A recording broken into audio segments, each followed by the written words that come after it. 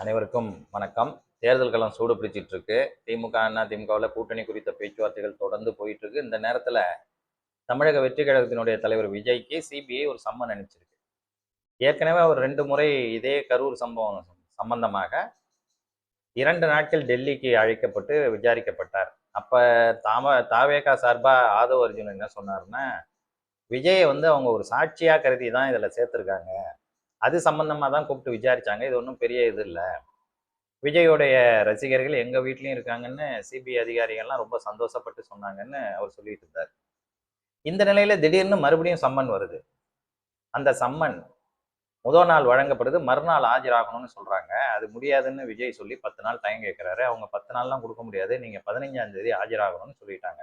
இன்னைக்கு தேதி 13, இன்னும் 2 நாள். நாளை மறுநாள் அவர் டெல்லியில காலை 10 மணிக்கு ஆஜராகணும். இந்த நேரத்துல திடீர்னு அவர் என்ன செய்யறாரு, மாவட்ட செயலாளர்கள் கூட்டத்தை கூட்டி கூட்டணி குறித்து ஆலோசனை செய்கிறார். அந்த கூட்டணி ஆலோசனையில என்ன சொன்னதா மீடியாக்கள் சொல்லுதுன்னா, எல்லா மாவட்ட செயலாளரும் நடிகர் விஜய் சொன்னா சரி, தலைவர் சொன்னா சரி, நாங்க ஏத்துக்கிறோம்.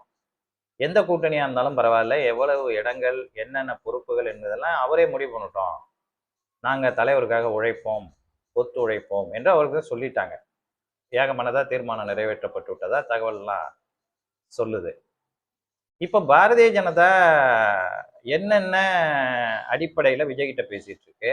ஏற்கனவே எடப்பாடி முதலமைச்சர் வேட்பாளர், அப்படிதான் தேசிய ஜனநாயக கூட்டணியினுடைய முதலமைச்சர் வேட்பாளர் எடப்பாடி அப்படின்னு தமிழ்நாட்டில் சொல்லிட்டு இருக்காங்க. தமிழ்நாட்டு பாரதிய ஜனதா சொல்லிட்டு இருக்கு. அது அமித்ஷாவும் மோடியும் அதை பெருசா வலியுறுத்தல. அவங்க என்ன சொல்றாங்கன்னா, தேசிய ஜனநாயக கூட்டணி சார்பாக அதிமுக முதலமைச்சர் ஓரிரு வார்த்தை எப்பயாவது எடப்பாடின்னு சொல்றாங்க. இப்ப என்ன செய்யறாங்க, அவங்க தரப்புல விஜயை கொண்டு வந்து இந்த கூட்டணியில சேர்க்கும் போது, விஜய் ஏற்கனவே முதலமைச்சருங்கிற அப்படின்னு சொல்லிட்டு தான் அவருடைய ரசிகர்கள் தரப்பா அந்த கட்சி நடத்தப்படுது. இப்ப யாருக்கு முதலமைச்சர், அதுதான் இங்க பிரச்சனையாகுது. இது எல்லாருக்கும் தெரிஞ்சதுதான். இத பாரதிய ஜனதாவுல பவன் கல்யாண் ஒரு ஐடியா கொடுக்குறாரு. துணை முதல்வரா என்ன போல நீங்க வந்துருங்க,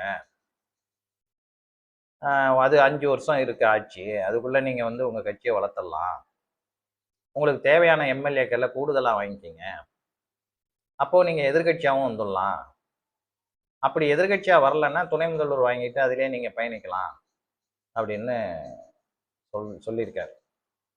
இது பாரதிய ஜனதா எடப்பாடி கிட்ட இந்த செய்தியை சொல்றாங்க. மறுபடியும் விஜய் கிட்ட வராங்க. அப்ப தொகுதி எண்ணிக்கை அதிகமா கேட்கறாங்க. துணை முதலமைச்சர்னா நாங்க ஒத்துக்க முடியாதுன்னே அவங்க ஃபர்ஸ்ட் சொல்றாங்க, எங்களுக்கு முதலமைச்சர் வேணும்னு சொல்றாங்க. ஸோ இந்த சிக்கல் வரும்போது பாரதிய ஜனதா சார்பா ஒரு ஐடியா வைக்கிறாங்க. என்னன்னா 3 விதமா இதை அணுகிறது அப்படிங்கிற முடிவுக்கு வராங்க. அதுதான், அதை பத்தி தான் நம்ம இன்னைக்கு பேச போறோம்.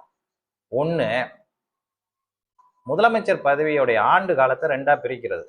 இது கர்நாடகாவில் ஏற்கனவே சித்தராமையா எஸ்டி சிவகுமாருக்கு இடையே ஒப்பந்தம் போடப்பட்டு காங்கிரஸ் கட்சியில முதல் 2 வருஷம் 2.5 வருஷம் சித்தராமையா, அதுக்கப்புறம் சிவகுமார்னு சொல்லி 2.5 வருஷம் முடிஞ்சு போச்சு, இன்னும் ஒரு ஆட்சியை கொடுக்கல. இது ஏற்கனவே பல மாநிலங்கள்ல இது நடந்து பிரச்சனை ஆயிருக்கு.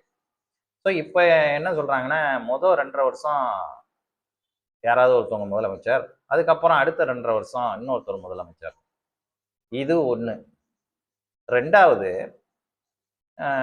துணை முதலமைச்சர். பவன் கல்யாண் சொன்னது, விஜய்க்கு துணை முதலமைச்சர், அமைச்சரவையில 2 அல்லது 3 அமைச்சர்கள், அது இல்லாம தேவைக்கேற்ப சட்டப்பேரவை உறுப்பினர்கள் வேட்பாளர்கள் சீட்டு எவ்வளவு வேணுமோ அதை பேசி நீங்க பெற்றுக்கலாங்கிறது 2வது ஆப்ஷன். 3வது ஆப்ஷன் என்ன ஒண்ணு அப்படின்னா, விஜய மத்திய அமைச்சர் ஆக்கிறது. ராஜ்யசபா வேட்பாளரா எங்கேயாவது இந்தியாவில் வேற பகுதியிலிருந்து கொடுத்து, அல்லது ஜெயிக்க போற சட்டமன்றம் ஜெயிச்சிட்டாங்கன்னா அதுல இருந்து ஓட்டு போட்டு வர ராஜ்யசபாவை ஆக்கி மெம்பர் ஆக்கி அதுல இருந்து மத்திய சர்க்கார்ல அமைச்சராக்கிறது. அவர்களுடைய கட்சியை சார்ந்தவர்களுக்கு அமைச்சர் பொறுப்பு கொடுக்கிறது. இப்படி ஒரு பேச்சுவார்த்தை 3 தரப்புல நடக்குது. முதலமைச்சரை 2ஆ பிரிச்சுக்கிறது. முதல் 2.5 வருஷம், அடுத்த 2.5 வருஷம்னு. துணை முதலமைச்சர், மந்திரிகள். அது இல்லைன்னா வழக்கம் போல பாரதிய ஜனதா மற்ற மாநிலங்களில் செய்யற மாதிரி மத்திய அமைச்சர் பதவி வழங்கி அவங்க கூட்டணியில சேர்த்துக்கிறது. இந்த ப்ரப்போசலை ஃபர்ஸ்ட் எடப்பாடி கிட்ட போய் சொல்லும்போது, விஜய் துணை முதல்வருக்கோ மத்திய அமைச்சருக்கோ ஏத்துக்கல, அதை ஒத்துக்க மாட்டுறாரு, அவர் முதலமைச்சர் ஆகணும்னு சொல்றாரு. அதனால நீங்க பொறுத்துக்கிட்டு ஒரு 2.5 வருஷம் அவருக்கு கொடுங்க, அதுவும் அவர் ஃபர்ஸ்ட் வரணுங்கிறார், நாங்க உங்களுக்கு உறுதி கொடுக்குறோம், அடுத்த 2 வருஷம் நீங்க அமைச்சுக்கலாம் அப்படின்னு சொல்றாங்க. அதை எடப்பாடியார் தன்னுடைய மகனோடவும் சம்மந்தியோடவும் கலந்து பேசி அதை தவிர்த்துட்டாருன்னு சொல்றாங்க. அதை ரிஜெக்ட் பண்ணிட்டார். நான் இதை ஒத்துக்க முடியாது. ஏன்னா எடப்பாடி மிகப்பெரிய அறிவாளி, சாமர்த்தியசாலி. அவரை போல அரசியல் அறிவு பெற்றவர்கள் மிக குறைவு. அவ்வளோ அனுபவசாலி. அதெல்லாம் குறைச்சி மதிப்பிட முடியாது. அவர் எப்படி நம்பியவர்களை கைவிட்டு விட்டு அவர்களுக்கே பாடம் கற்பிக்கிற அளவுக்கு செயல்படக்கூடிய ராஜதந்திரி. அதிலெல்லாம் ஒன்றும் சந்தேகம் இல்லை. இது அரசியலில் எல்லாருக்கும் உள்ளதுதான். சகஜ வெற்றி தானே ஒரு மனிதனை, வலிமை தானே அரசியலில் ஒருவனை முன்னேற்றும். அந்த அடிப்படையில் போகக்கூடியவர். நம்ம தப்புன்னு சொல்லலை, அவருடைய இயல்பு அப்படி. எனவே அவர் என்ன நினைக்கிறாருன்னா, எங்க நம்ம செஞ்சதை நமக்கு செஞ்சிருவாங்களோன்னு அவர் பயப்படுறாரு. இது இயல்பு. அதனால அவர் அதுக்கு ஒத்துக்கல. அப்புறம் அடுத்தது துணை முதலமைச்சர்னா விஜய் என்ன சொல்றாரு, அதிக எம்எல்ஏக்கள் கேட்கிறாரு, பாதியா பிரிச்சுக்கணுங்கிறாரு. ஏன்னா நாளைக்கு துணை முதலமைச்சர் ஓ பன்னீர்செல்வத்துக்கு ஆப்பு வச்ச மாதிரி நமக்கு வச்சுட்டா என்ன பண்றதுங்கிறதுனால சட்டமன்ற உறுப்பினர்கள் எண்ணிக்கை எவ்வளவு எடப்பாடிக்கு கொடுக்கப்படுதோ அவ்வளவு எங்களுக்கு கொடுக்கணுங்கிறாரு. அல்லது ஒரு 20 வரைக்கும் என்ன குறைச்சிக்கலாம் அப்படின்னு சொல்றாரு. அப்படி இவங்க 2 பேரும் பிரிச்சுக்கிட்டா அப்புறம் மற்ற கட்சிகளுக்கு பாரதிய ஜனதா இருக்கு, பாட்டாளி மக்கள் கட்சி இருக்கு, புதுசா வந்திருக்க தினகரன் இருக்கார், ஏற்கனவே ஜி.கே. வாசன் இருக்கார், இவங்களுக்கெல்லாம் பிரிச்சு கொடுக்கணுமே அப்படிங்கிறதுனால இந்த பேச்சுவார்த்தையும் தோல்வி. கடைசி கட்டமா இப்ப பேசிட்டு இருக்கிறது என்னன்னா, மத்திய அமைச்சர் அடுத்து தேவையான அளவுக்கு எண்ணிக்கை. இந்த 2 ஏற்கனவே முதலமைச்சரை ஏத்துக்க முடியாதுன்னு எடப்பாடி சொல்லிட்டாரு. இப்ப இந்த 2வது ஆப்ஷன் 3வது ஆப்ஷனா சொல்லியிருக்காங்க. இன்னும் எடப்பாடியார் பதில் சொல்லல. அதற்குள்ள நமக்கு வர தகவல், எடப்பாடி பழனிசாமி டிடிவி தினகரனோடு தொடர்ந்து பேசிக்கொண்டே இருக்கிறார். கேட்டா கூட்டணி குறித்து, பொது பிரச்சாரம் குறித்து, ஆர்ப்பாட்டம் குறித்து என்று வெளியில் சொல்லுகிறார். ஆனால் நடைபெறுவது வேறு. தினகரனை தன்னோடு வைத்துக்கொண்டு, அத்தோடு ஏற்கனவே அவரோடு இருக்கிற அன்புமணியை வைத்துக்கொண்டு வேறு ஏதோ ஒரு திட்டத்தை நோக்கி அவர் பயணிக்கிறார். இதுதான் நமக்கு அதிமுக தரப்புலேருந்து கிடைக்கிற தகவல்.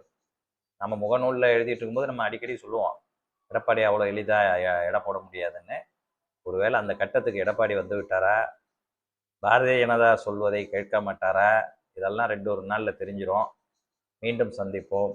நன்றி, வணக்கம்.